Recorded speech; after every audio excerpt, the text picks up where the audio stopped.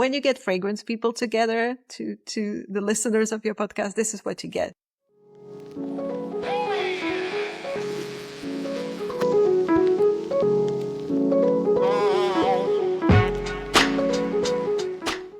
Hi and welcome to Not a Perfumery podcast, where we talk about science in relation to wellness, art and innovation. My name is Tanya Mironova. I'm an olfactory educator and your Denmark-based host. My guest for the today's episode is Hana Tisserand. Hana is the co-founder and director of operations and communications at the Tisserand Institute, the global leader in evidence-based essential oil education. Hana, welcome to the show. Hi, Tanya. Thank you so much for having me. Now, when the official part is closed, we could go directly to business or to the essential oil business. I was very pleased when I was going through your self-introduction, when I was picking apart what to say. I really liked that you didn't use the word aromatherapy in any sort of like title or use or anything. Like it's essential oil education. Mm-hmm. Aromatherapy for many people also includes essential oil education. However, aromatherapy is not only essential oil education. So how did you, how did you choose the exact words to describe what you do and what is the essential oil education? Okay, well, I'm really glad that you picked up on it because it is very intentional. And as you kind of said, aromatherapy is about essential oils, but not everyone using essential oils is an aromatherapist. That's the beauty for me in essential oils, is how versatile they are. And they can be used in so many different ways by so many different people. And not all of those people will want to be an aromatherapist. And I just want to say, because aromatherapy is sometimes difficult to define, but when I say aromatherapy, I mean using essential oils in a therapeutic way, in a way that is intended to enhance the health and well-being of somebody. Mm-hmm. So not everyone wants to do that. Not everyone wants to open a one-to-one client consultation where you come to an aromatherapist, you tell them, I've been having these problems, and they say, okay, I'm going to create a blend for you. Not everybody wants to do that. And other people that use essential oils include perfumers, cosmetic chemists, cosmetic formulators, because they have a great potential to be included in cosmetics because they have the therapeutic properties and they have the scent. So you kind of get a functional fragrance. Pharmacists sometimes either need to use essential oils, want to use essential oils, especially in Europe. They're sort of a part of the phytotherapy area, or they need to know about essential oils because they will have people using essential oils coming to them saying, okay, if I use essential oils, is it going to interfere with other things that I'm taking? So, and that's just for professions. There's many more people. There are the vast majority of people who are using essential oils, who are buying essential oils, are never going to use them professionally. They're going to use them for themselves, for their family, in their home. So that's why we wanted to talk about essential oils and not just aromatherapy. So sometimes you hear about the holistic approach to human health, or even holistic aromatherapy. What I like to say is that we have a holistic approach to essential oils. So we look at where they come from. Why do plants create these volatile compounds? How do we get them from the plants? What are they chemically? What do these chemicals then do in our body? How do they interact? How to use them safely? How to incorporate them in your products? What are they going to do? What is their nature? So that's the approach. That's the essential oil education. It's just looking at this substance or this collection of substances from all possible angles. Right. The thing is about aromatherapy that aromatherapy might not be only essential oils, because currently, and this is basically my next question, the fragrance industry quite often suggests you using perfumed products which have nothing to do with essential oils, like they never met. However, due to the fact that the smells somehow a little bit similar, products which have smell similar to essential oils are also right now called aromatherapeutical. Yeah. Like you have a perfume which has citrusy notes and like seems to have some aromatherapeutical qualities. But this is definitely not something you use in your institute, correct? There's two things that I would like to address with this. First one is that there has been this dance between aromatherapy and perfumery industry. And at one point there were kind of, because there was in the early 1980s, I believe, there was a conference called the Psychology of Perfumery, and Robert was talking there about essential oils. So at that point, it felt like, okay, perfumery and aromatherapy may find something similar. But then perfumery tried to say, well, we're something different. And even if there were some claims of well-being, they tried to, distance themselves. And now they're coming full circle back with the wellness industry being a huge thing. So we're kind of jumping on the trend of aromatherapy. So that's the kind of the cynical money-making side of things. Like, okay, it seems like aromatherapy is popular. It seems like there's this fragrance aspect to it. How can we jump on the trend and seem like we're good for you and good for the environment and good for everything because, it's therapeutic.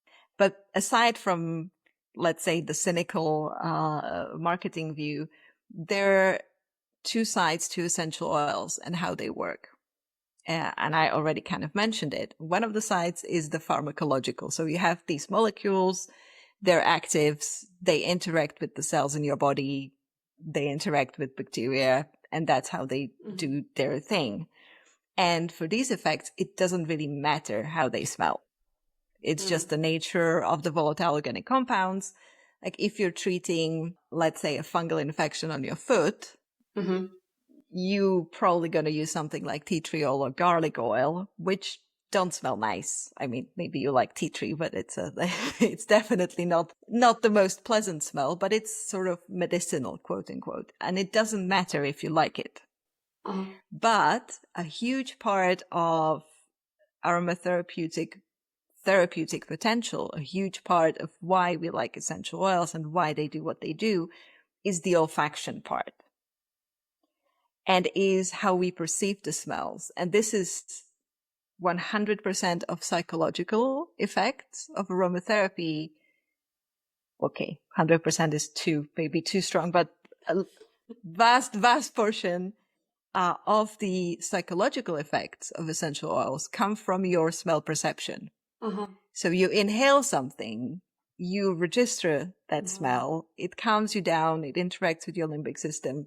It works through your sense of smell. Right. And what I'm going to say now might be slightly controversial in some areas. But in that way, it doesn't matter that much if what you're smelling is a natural essential oil. And to some extent, I'm happy you said that, because otherwise it's going to be like we are really breaking the dreams. Yeah, no, it's okay. Well, let me give you an example. One of our friends and colleagues, Jonathan Benavides, is working with deep trauma. He's a psychologist, psychiatrist, and he works with various difficult situations. But one of the things that he's working with is scent memory. And that's a very well described phenomenon. Marcel Proust, eating Madeleine, drinking tea, takes him to his past. We know olfactory memory is a very big phenomenon where a certain smell that we have associated with certain emotion, certain memory, so the smell will bring us to that memory and to that emotional state. Okay? So if you're working with somebody who, let's say, is in late stages of dementia or has, is working through some difficult trauma, and you bring a smell that reminds them of, let's say, their home, because you bring a perfume that their grandmother wore, it has to be that specific perfume. It can't be generic lavender essential oil. So if she wore, I don't know, Chanel number 5, then you need to use that to bring them to that moment. So in that sense, you don't always have to work with pure essential oils to get positive olfactory experience.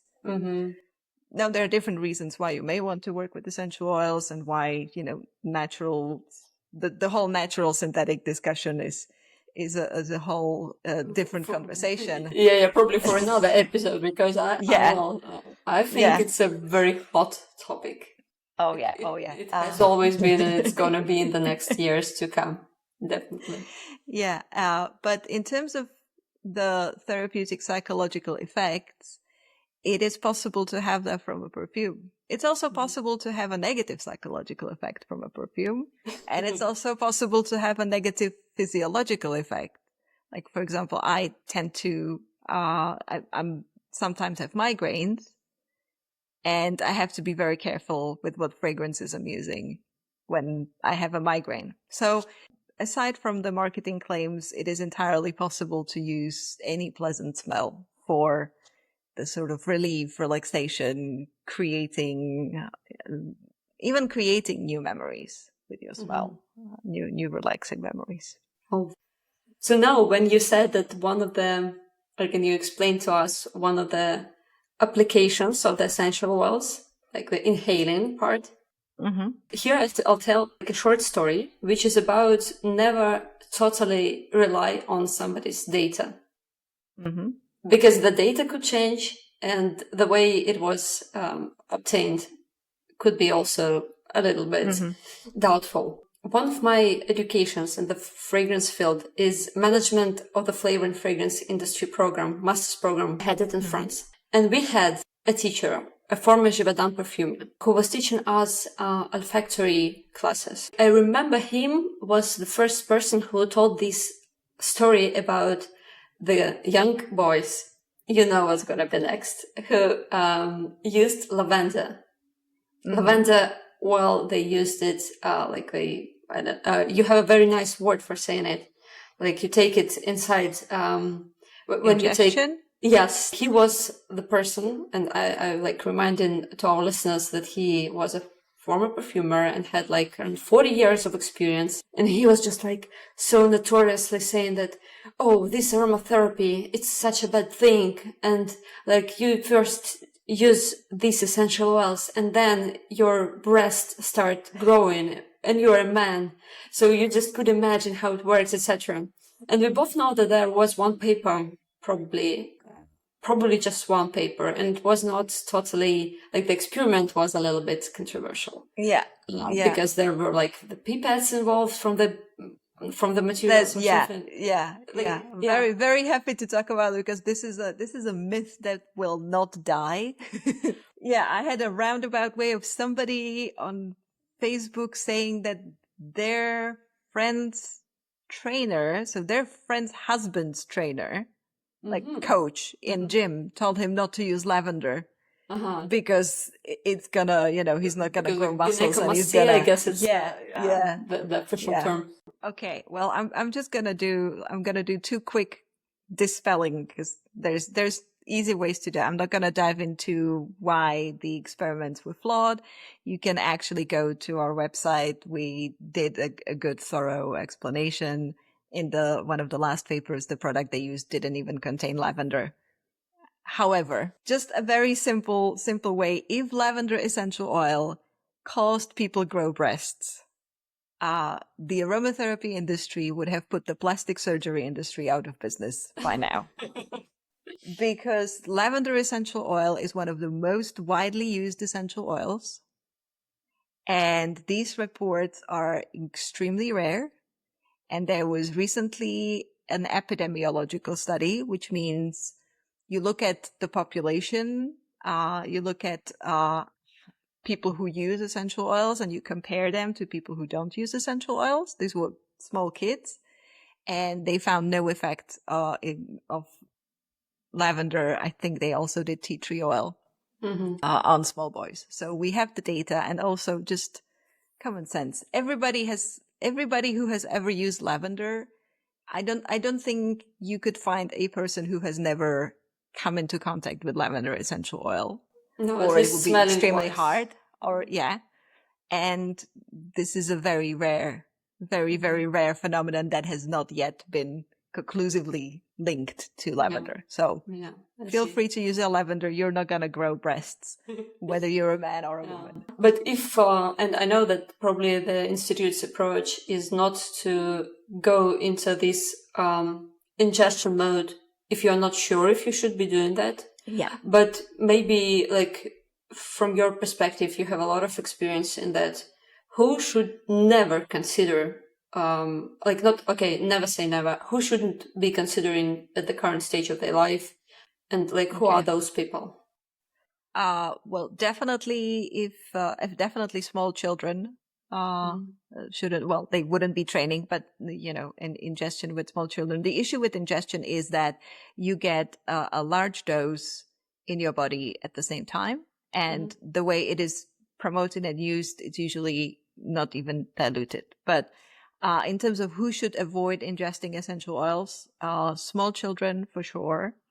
And then people who have liver issues, whose liver and kidneys are not functioning well. So if you know that you're struggling with a kidney disease or kidney failure, or if your liver somehow isn't working properly for whatever reason, be very, very cautious. Be very, very cautious. And if you take a complex set of medications, so you have, pills managing pills, then if you want to use essential oils internally, please work with somebody who knows pharmacology, pharmacodynamics, somebody who can figure out what's going on and who can monitor you closely so that they can say, okay, this is probably interacting with this and this is why you're having these side effects. Good rule of thumb is also to think about ingesting essential oils as an acute therapy. So you're having an acute problem that you try to deal with short term. Right. You shouldn't be ingesting essential oils like you're taking your vitamins. They're not, that's not the nature of them. They're more, in this way, they're more a targeted substance for something that you're trying to deal with. Totally. So if somebody, an aromatherapist prescribes you drinking a few teaspoons of oil per day, just like you should run.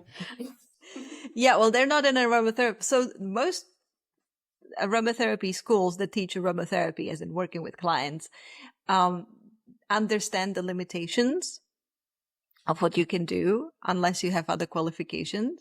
So they will not advise you on ingestion. Unless it's maybe a ready-made preparation that, somebody else is responsible for in a way. So like you can get Lassia in Europe, which is lavender oil in capsules. You can get that, and that somebody else formulated and it's safe to use and you can use that as prescribed.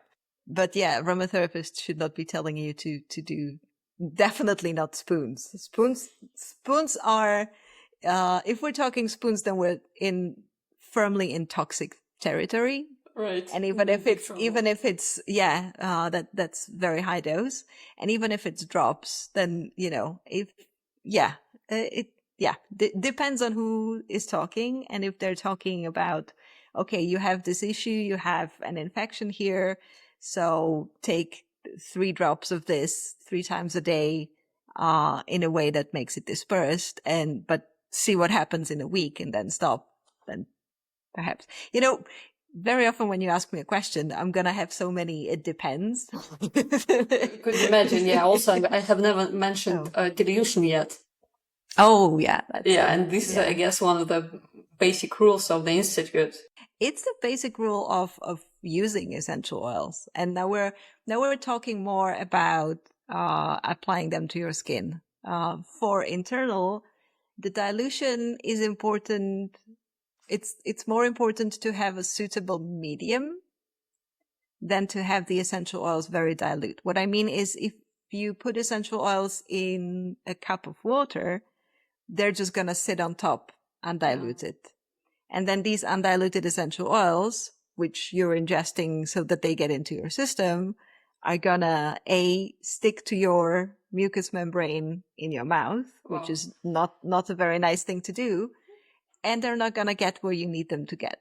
So it's more about, when we're talking pharmacology, when we're talking pharmacy preparations, it's about the medium. It's about the excipient is the term. Oh. So if you have a pill, if you have a capsule that then gets into your stomach, dilution is not as crucial. You should fill it up with vegetable oil as well, but it's not as crucial as when you're applying essential oils to your skin. So if you want to do, don't do it an ingestion unless you know what you're doing. Mm-hmm. But if you think you know what you're doing, make sure you use a proper check once again, and make sure that you use the right excipient. And usually, you can get gel capsules. That's probably the safest bet you can do.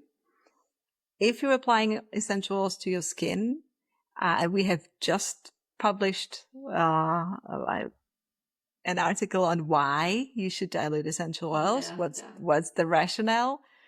They are potent. And if you apply them undiluted, you're not going to get the benefits on the skin that you want. And you're potentially going to get yourself in trouble. So, with irritation and with possibly allergic reaction, you don't need to use them undiluted. In essential oils, less is more. If you ever have to go above 5%, I'd be surprised.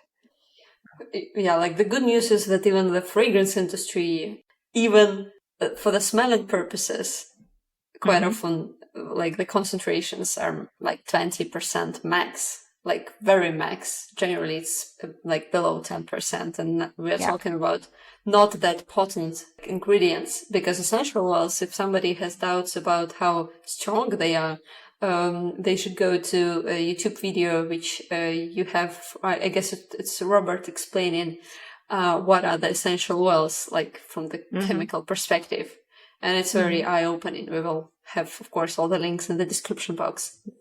But you already mentioned the skin application. It's my curiosity. Am I right that probably most of the students which you currently have are interested in this or that way of applying essential oils on the skin? Definitely the ones who are taking our diploma in aromadermatology that is focused on skin and on effects on the skin. So, yes. And there's two reasons you would apply essential oils to the skin. One is to treat the skin or achieve better skin health, whether it's an acute condition or just kind of generally skin maintenance, skin care. And the other, which kind of links to perfumery, is you can apply it to your skin so that the skin is your diffuser. So 2 in 1. Yeah. Good. And they're different. And if you do it for, like, I just want to have this essential oil with me, this blender with me, I'm just going to put it, usually it's the pulse points for some reason. So you put them here. And you're not treating your wrists. There's no skin condition showing on your your wrist. wrist. I'm just understanding. Oh yeah, I forgot that we're on the... Yeah, so I'm just showing that when you apply fragrance or essential oil blend on your wrist, it's not because you have a skin condition on your wrist, unless you have skin condition on your wrist. It's so that you can smell it. But still, you should dilute even for that. And if you're dealing with a skin condition, then you should dilute to avoid more irritation and to achieve the optimum potency. Because we know with some essential oils, they can be calming at lower concentrations, but once you jump over a certain threshold, they become irritating. So you need to hit the sweet spot of, okay, I'm getting the maximum benefit that I can with the minimum risk. Safety first. Yeah. Oh yeah. Talking about this, the students you have, and also I noticed, but maybe it's just my maybe it's not correct, that there are certain regions in the world where people are more interested in aromatherapy, and some regions which are not that into this kind of information yet. So, for instance, I remember Sophia Colette-Eric, who was a guest in one of our episodes, and Sophia is from California, that her mom had a course in aromatherapy, and she had some oils at home, and probably, Sophia didn't say that, but probably somehow influenced her decisions on what to do in life. Sophia said that like mom's lavender oil application maybe somehow influenced her love to lavender, but it's also a different story. Let's leave it to Sophia. I could imagine that in California probably it's a very popular thing. Mm-hmm. Like, and somewhere, I don't know, like I'm in Denmark, I didn't feel that it's a growing field. At least I didn't feel it yet. So maybe you have your take on that, if any. Yeah, well, I guess it depends partly on what the general setup is in that particular region or that particular country in regards to complementary medicine. So herbalism tradition and using that together with, let's say, allopathic medicine or westernized medicine. So that's usually a good predictor. Also, and there's two big groups here in the States. You either have people who are, let's say, the Californians, so people who are very much into healthy lifestyle, yoga, salad, yoga, mindfulness, hiking, and all of that. That will be very interested in complementary medicine and trying to find ways to achieve wellness without necessarily having to go to a doctor. And then there are people who are against systems, who don't trust the systems, who, for some reasons that are valid, feel that the big pharma is in it just for the money. Nobody's going to help them. It's all, a huge industrial complex. And so they're turning to alternative medicine, complementary medicine, because they don't trust the medical system, which, yes, can do a lot more. It can do a lot more to listen and to work in partnership with their patients. So I'm not saying that's not a valid reason. So you have these two sort of presets, at least here in the States. In Europe, from my experience, it depends on the tradition in the country. So France, obviously, big on perfumery, big on fragrant materials. So aromatherapy has a huge tradition. Well, the term was coined in France. The first term aromatherapy was used by René Maurice Gattefossé. So France is a big tradition there. Similar when we look at Germany, Switzerland, Austria, Czech Republic, Poland, these areas have a very strong connection between herbal medicine, which has been integrated into the systematic medicine as well. So you can go to a pharmacy and you'll have herbal teas there, which have been standardized. So you have, this is not just a random chamomile tea. This is pharmacological standard chamomile tea. We guarantee that it has the effects that it should have. And it's integrated within itself. So there's a certain openness to having both of these things. Denmark, I have very little experience with the medical system other than our wonderful formulation tutor, Lisa Anderson, is from Denmark. But I know that, certain parts of Scandinavia, there's a lot of traditional medicine, but probably not essential oils, because it also depends on what kind of aromatic plants you have growing in the area and whether they're worth distilling. That's my feeling as well, yeah. Because there is no need to persuade a Frenchman about lavender. Like they've been using lavender since childhood, and here it's not an exotic plant because lots of people travel. However, it's still not growing here, at least not the aromatic quality in big quantities. Yeah.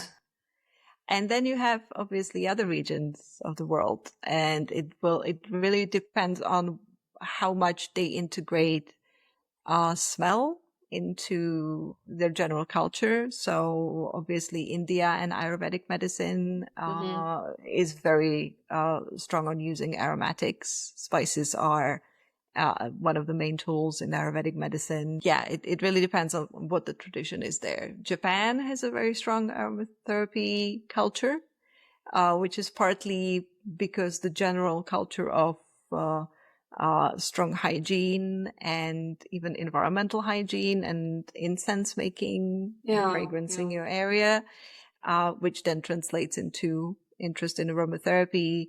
The same goes with Middle East. It's one of my favorite smellscapes, generally speaking. It's, just just walking through even a mall in Dubai, my nose was going in all directions because it smells so amazing. So it will depend on how strong that area, the region is, how strongly it is connected to the olfactory part of life, whether within medicine, whether within cultural practices, whether within spiritual practices.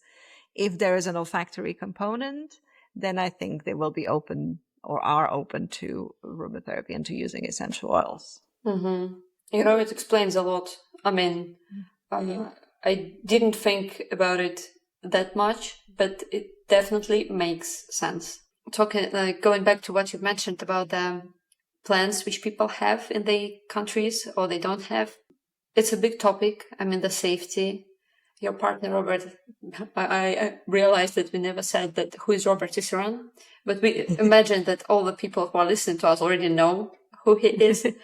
So your partner has the whole book about safety and essential oil safety. And again, the links will be in the description. Finding a good quality essential oil.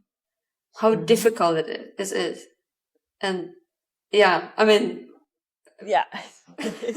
Just any comments on that? Because I understand that it's a very big discussion again, but yeah, it is, and it's one of the most common questions. Where do I buy good quality essential oil?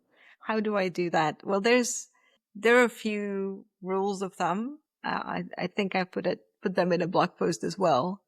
To see like firsthand if the company is even worth ordering from. They will tell you the botanical name of the plant. That's a must. That's so good. It says lavender, but it also says Lavandula angustifolia or Lavandula stoiches or Lavandula. Now I'm blanking on all my lavenders, but it will tell you the botanical species, the two-word Latin name, because it really is important because there are many different lavenders. For example, there are many different chamomiles. There are different mints as well. So you need to know which one you're buying. There are different eucalyptuses. They have very different composition. Eucalyptus globulus and Eucalyptus citriodora, very different smells. So a good company will tell you this. They should tell you which country it comes from as well. They should definitely tell you how it was obtained, especially for citruses. So if you look at, what's on offer in terms of citruses, is this expressed or is it distilled? Because they have different safety profiles as well. So they should tell you that. Huge red flag is if all the essential oils come in the same size, 10 milliliters, with I don't know what it is in ounces. All essentials come in big bottles and they cost all the same. Run away. Frankincense should not cost the same as lavender, should not cost the same as rose, should not cost the same as clary sage, for example.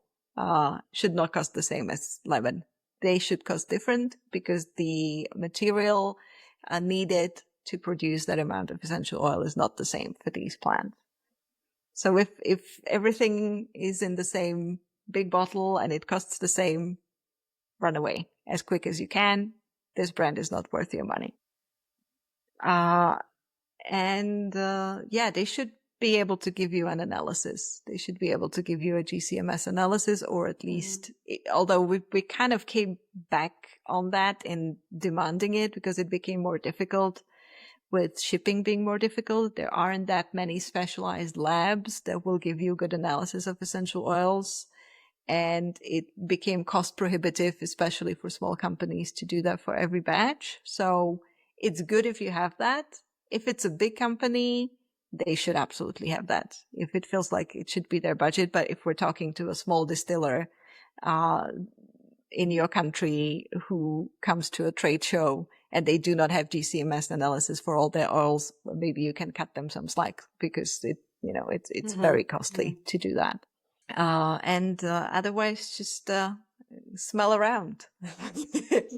Smell around and experience essential oils. If the company gives samples Or if they have a store somewhere where you can go and smell essential oils and just kind of sit down and experience them, that's a good thing.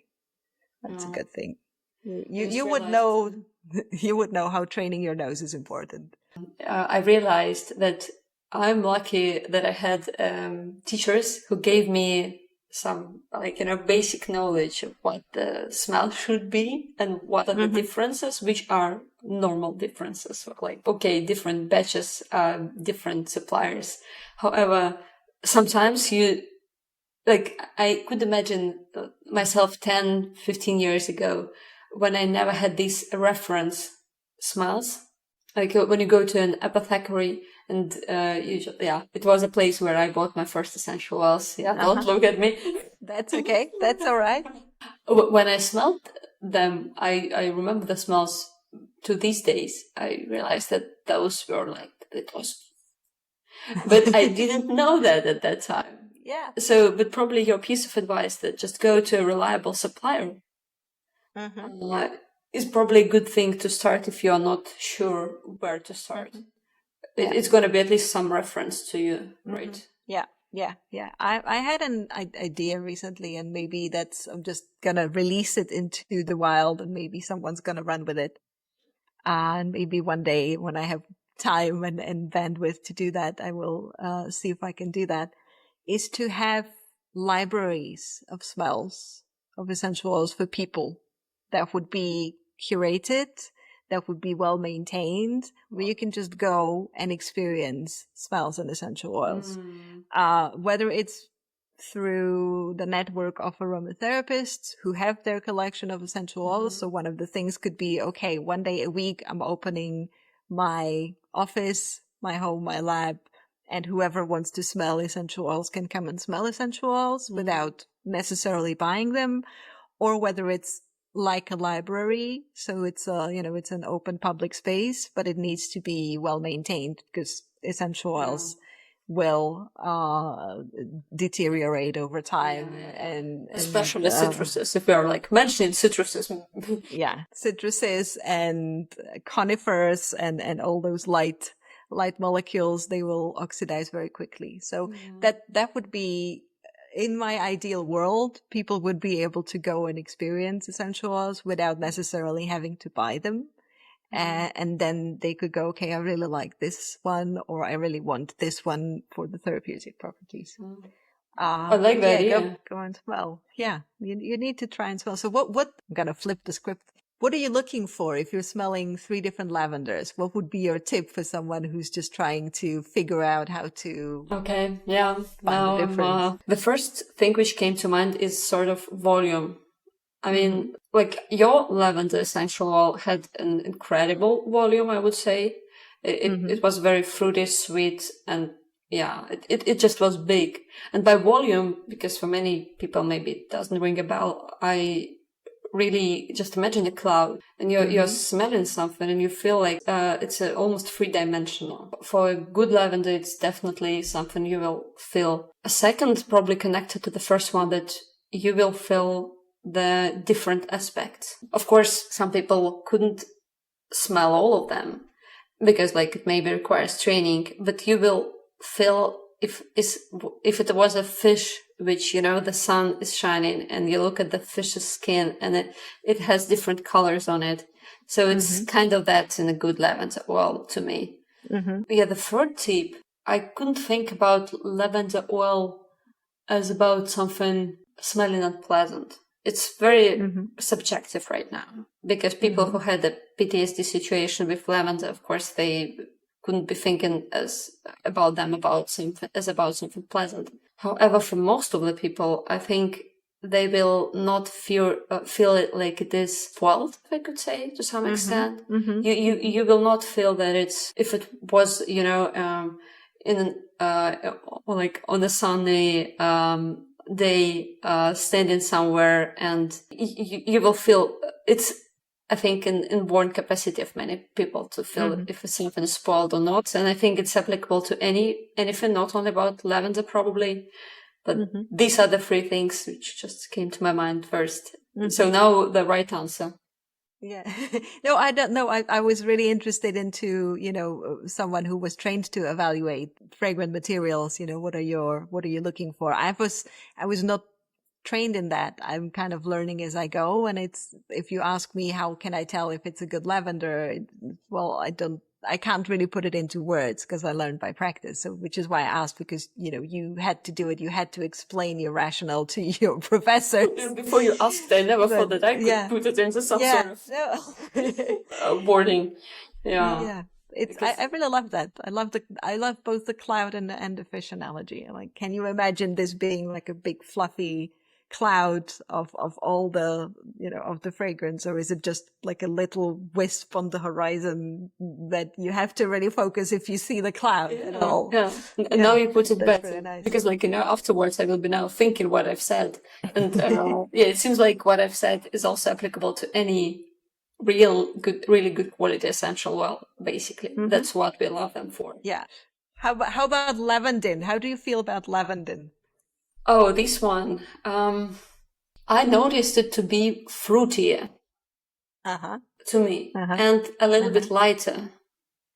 It's like if lavender is a house which has a foundation, house, and the roof, then lavandin is probably a house without foundation and just having a roof.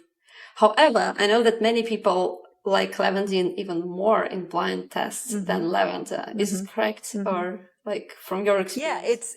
Yeah, and I think there was a test where people identified lavandin as lavender. Because that's the smell. Yeah. To me, it's like a baby smell. It's like a baby lavender. Oh, good. In the kind of softer, more playful and sort of kind of not, lavender has been through stuff. Lavender has seen a lot. Lavender is, it's your war horse, and lavandin is still the kind of joyful, playful variation of the same person that one day become lavender through life experiences. Oh, I so love your explanation. It's so cool. I will now remember it for sure. I like your house one as well. That was really nice too. Well, see, when you get fragrance people together to the listeners of your podcast, this is what you get. We're just gonna talk about smells and what images they conjure in our minds. It's how we remember them. And my probably last question and now I'm smiling because you asked me about my memories of something. I don't have either lavender or lavandin right now, but those memories, they just make you smile. That's how it works. Yeah. But about your education, I know that you do supply kits with essential oils. Or it's possible to purchase them. I don't know, but we do. We try to. We don't do essential oil kits. We're not. We don't have our brand. We don't have essential oils that we sell, and that is so that we can say the things that we want to say about research. And say, okay, this research showed that lavender is anxiolytic. If we said, and here's lavender you can buy, that would be a huge no-no, both in the States and in Europe and in many other places. You can't really make claims like that. But we can say, hey, here's research showing that lavender is anxiolytic if we don't point to a product.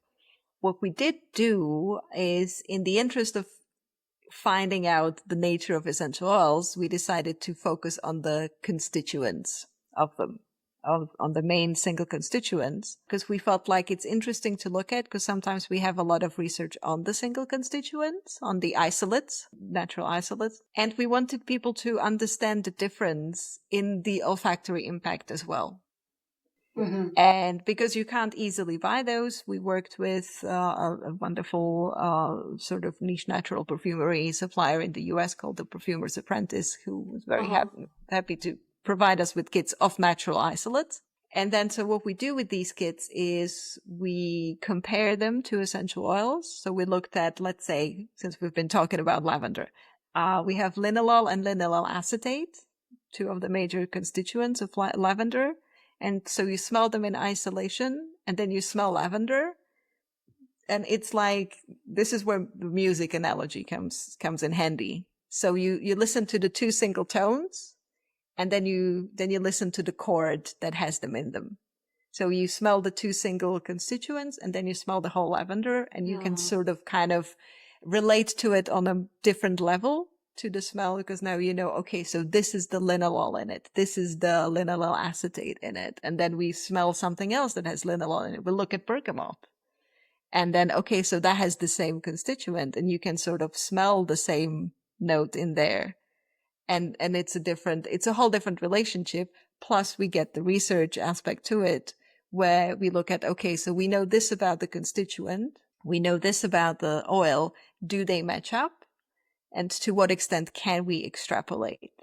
Because that's talking about the effects and the therapy.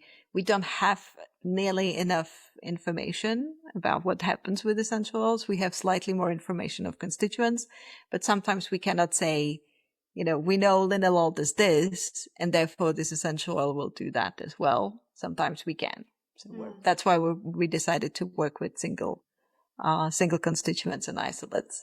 It's very wise, because in most of the situations, even in perfumery, in the mainstream perfumery, you usually need one or two constituents to give an impression of the smell. And those one or the two constituents are maybe safer to just be these two instead of the 150, or in the situation with rose 300, uncontrollable. You don't know how they're going to behave sometimes. As you've said, we don't know what's going to be with the essential oil, but we do know what's going to be with the constituents. And I believe for most of the products people use, they would, if they knew all that, they would prefer probably also to have just a couple of constituents. Yeah. I think and that brings us to the possibly next time debate between natural and synthetics. You're always going to either have a complex, slightly unpredictable, slightly unreliable substance in an essential oil, where it can differ between batches, differ between spaces where the plant has grown. We've seen changes due to climate change. The plants, because the volatile compounds in the plants are the plant's reaction to its environment. The environment is changing, so the essential oils are changing as well. And it's this beautiful natural world of, okay, but can you recreate the smell of a beautifully complex rose Otto or rose absolute with singles? There's certain richness and depth that is very hard to achieve. But at the same time, sometimes you want the predictability, you want the reliability, you need that. If you need to produce 500 bottles of an identical perfume, you can't rely on the whims of nature. So it really depends on what you're trying to do and why. Apart from the scent library, we now need to launch a scent fight night, where somebody who has one point of view about synthetic and naturals will face you, for instance. And it's going to be amazing. It's going to be hilarious. I really would love to have you for this episode as well. Okay. Well, I'm very happy. I'm very difficult to pin down with, this or that. When on the internet you have this, okay, tea or coffee, dogs or cats, morning or afternoon. It depends. I can't decide. It's, there's good reasons for each, and it depends on what you're trying to do. So you'll have me as the middle. So, right now I'm looking at the Blitz section, which has 4 this or that questions. Okay. Well, throw them away. No, we can try, and you'll see what I mean when I say it depends. So, but before we go to these Blitz, just in a few words, for those who know, and I believe there will be people who will consider education at your institute, how fast should they run? Because I know that you have one of the programs which starts only this year, and another, which is very also popular, is going to be next year only. We have, so what we do is we do cohort learning, which means you start on a certain date and you finish at a certain date, because we want you to finish. That's good. If courses are at your own pace, then usually we procrastinate on things that do not have deadline. I know, that's Yeah, there's still ample time, but we also provide support. So, we answer all your questions. The tutors are there for you. So not all of our things are running at all times. Usually all of our courses will run once every year at some point, and we have a schedule that you can look at. Our bigger programs, diplomas, we're just stacking the courses together for a larger thing. So you commit to taking many courses that mix together, and those happen every other year for each of the programs. So 2024, we're doing diploma in aromadermatology, which is focused on integrating essential oils in your skincare, including cosmetic formulation courses, which are fabulous. I know I'm biased, but I love them. And next year, 2025, we're going to do our diploma in aromatic science, which is a lot about chemistry and the pharmacokinetics and pharmacodynamics and things, how essential oils interact with us and how we interact with them, and kind of understanding their nature like that. But again, you can take each of the individual courses whenever they happen, not necessarily as a part of the diploma. Think of it as if you're at a university, you can do certain lectures, which may count towards your larger credential or may not, because you're just interested in them. But look at our program, look at what's interesting for you. My personal recommendation for people who are more in the perfumery side of things is to do Beyond the Bottle, which is our course on the nature of essential oils, from the plant to the bottle and to the consumer. So understanding where they come from, how they're made, what they are, and where they fit in the whole scheme of natural products and extracts. And aromapsychology, if you want to be claiming that your perfumes have aromatherapy effects, you might as well understand how that interacts with our olfaction. So. Pretty useful. Yeah. Super cool. And I also would like to add from me that I really love reading your newsletters. And those are free. Yeah, and they have such a good energy. So please questions. Okay. Rain-soaked earth or freshly cut grass? Okay. Actually, earth, especially that one's relatively easy, especially in California. It has different smell. The rain-soaked earth here has a particular quality because it's usually so dry and relatively hot that when it gets rained on, it's really, it's this beautiful moist smell of like hot clay that's been just refreshed. Yeah. So I like that. Yeah. Cool. So one more reason to visit California, apart from that people are interested in all the healthy stuff. The second one, vanilla bean or cinnamon spice? Oh, vanilla. Cinnamon is overdone, in my opinion. I'm looking forward to the cardamom revolution where cardamom is going to replace cinnamon. Yeah. I'm Plus fingers crossed. And I think it's even safer, right? I mean, from the essential point. Yeah. It is. It is safer, and it's as a spice. Yeah, And between vanilla and cinnamon, it's always going to be vanilla. The third one, crushed mint leaves or zesty lemon peel? Oh, now that's tricky. I would say both. Take both. Yeah. Even ideally, if you swap the lemon for lime, then you have nice mojito there with the crushed lime and mint. Yeah, both. This one is both. Yeah. What's gonna be your go-to essential oil for boosting productivity? Just one for boosting productivity. Actually, it's gonna be cardamom. Because it has. Interestingly, I was going to say it needs to be something sort of high pitched. That's how I'm pointing my finger up high. Mint, not necessarily, I but thought about like eucalyptus. But something eucalyptusy, but cardamom is a more complex essential oil than eucalyptus and has the same main high-pitched note constituent of 1,8 cineol, which kind of lets you breathe, take a deep breath and take in the energy. So that would be mine. One more reason to love cardamom, isn't it? Yeah. Well, it's my favorite favorite du jour. Farmers in Guatemala right now are so we are so happy. Your favorite tea? No, you can't make me choose one. That's no. Your favorite No, tea I for can't. today's morning? For today, well, today I went with English breakfast, which is very uncommon for me to do.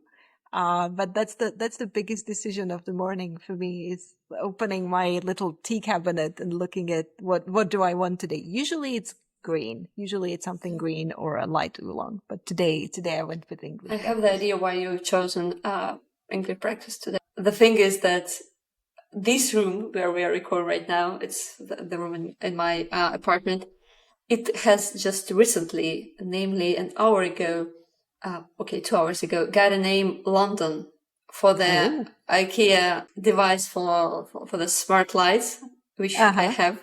And, you have to have in your smart home application, you have to have names for the rooms. Mm-hmm. If you want to, of course, you could name them. And this particular room is called London. So English breakfast. Yeah, it's totally connected. Yeah. We should do London. I should have done London Fog which is, well, London Fog is Earl Grey with foamy milk, which is a nice, so it's not just Earl Grey with milk, but you foam it if you have an espresso machine or if you're in a cafe, if you ever want London Fog. Some people add lavender to it, but it's Earl Grey with foamy. So milk. Gourmand. Yeah. So 2 more. The best smelling place for you to just relax. The best smelling place. Yeah, where would you go? In nature, sort of. Yeah. Any garden that has jasmine in it, in bloom. I'm very lucky. Where we live, we have jasmine bushes all around, planted as hedges around the houses. So in April, May, you just walk around in like early evening and the air smells like jasmine, and that's I love I've heard it's only French Riviera which has it, but technically, of course, it doesn't grow only there. But eucalyptus are great, to be around that. But I was just thinking about your jasmine experience. Is it one of the 2 kinds which I know, grandiflorum or Sambuca, or it's like something else? I believe it's grandiflorum. Yeah. Wow. Yeah. Don't tell to the French suppliers. They are claiming that they have the only proper grandiflorum. They'd like to claim that they have the only proper rose as well, and I would argue with that until I'm blue. Okay. But or if you don't have jasmine around, then citrus groves in bloom, which is also something that we have here. Stop teasing me, Yeah, I'm in the middle of winter in Denmark. Having 3 hours of daylight. Okay, no, not 3, but still. 3.5. Last question. So, must read aromatherapy related or essential oil related books. Books? So you said multiple? Because I feel like you have more than one. Oh, yeah. Well, we have so many. Must read. Finally, Hana takes a pause.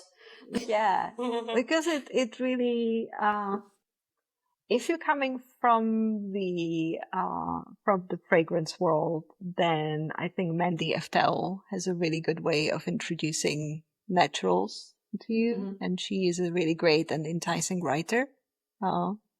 If you want to look into the therapeutics and have a good basis of therapeutic and you have no background whatsoever in essential oils, then, I have it here. The complete handbook for everyday wellness, which is Aromatherapy and Essential Oils. It's a good one. It's the Aromatherapy and Essential Oil by Nerys, Purchon, and Lora Cantele. That's a really good introduction to the therapeutics with good basis. So you're not gonna make mistakes. if you want to look into hydrolates and floral waters, then Harvest to Hydrosol by Harman is amazing. Yeah, well, I guess I need to say essential oil safety if you're getting serious. Definitely. It's not a book that you read. It's a reference book. That book is not something that you just sit down and read through it. It's an encyclopedia. Pretty much. It's a textbook. So that's just saying that. And it also is it's a very heavy book. So it can work as a heavy book. We have many heavy books. We have many heavy books on essential oils. Which is when you go into the more academic situation, and the more research based, and there's, Husnu Basser, that's the editor. That's a contributed book. I think it's called just Essential Oils. Super big, super heavy book. And it's got, if you're very nerdy like us, if you like research, if you like your science and data, that's a book to have. Yeah. Oh.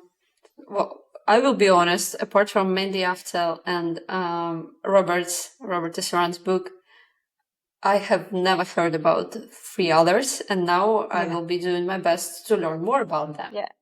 We do have a section on our website, which is kind of buried somewhere where we need to make better use of it, which is, a good starter kit for books related to aromatherapy, divided into levels and into areas of interest. Oh, so that you can look at, okay, if I'm a beginner, this is where I start. If I'm interested in history of aromatics, this is where I go. There's wonderful books on aromatic gardens, building your own aromatic gardens, as well, which is linked to it. So yeah, we do have recommendations so that you can figure out, okay, this looks interesting. So your website should just get another 100 points, Yeah. for the approach. Yeah. I'm very proud of our little, nearly 10-year-old baby of a website. We do take good care of putting good information there. And it's all human written. It's all human curated, human edited. Many man hours went into that website. Mm-hmm. So yeah, there would be links. And Hana, I just want to thank you. You're even better in virtual reality than I thought. So thank you. Thank you so much. That's so sweet of you. Thank you so much. This was really fun. Really fun.